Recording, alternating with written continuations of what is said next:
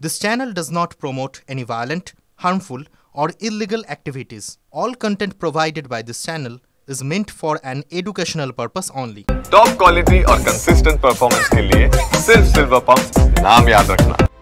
মাস কয়েক পরেই পবিত্র হজ, কিন্তু তাতে যোগ দিতে পারবেন না পাকিস্তান কিংবা বাংলাদেশের মুসলিম সম্প্রদায় ভক্ত মানুষরা।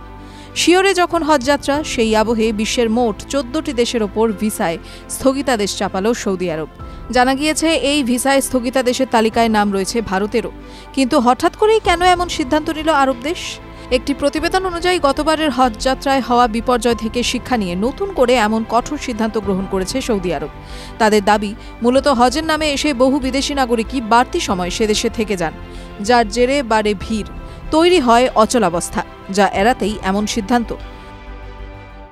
তাদের আরও দাবি, বাড়তি সময় থেকে যাওয়া তো বটেই, সেই সময়কালে ওয়ার্কিং ভিসা ছাড়াই বহু বিদেশি নাগরিক বাড়তি উপার্জনের জন্য সৌদি আরবে এসে নানা কাজে যোগ দেন।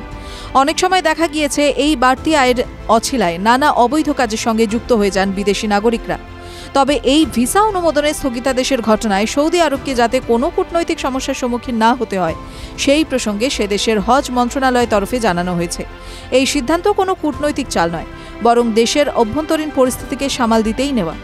তারা এও জানিয়েছে, যারা ইতিমধ্যেই ভিসায় অনুমোদন পেয়েছেন তারা 13 এপ্রিলের আগে পর্যন্তই দেশে ঢোকার অনুমতি পাবেন। TV9 Bangla digital.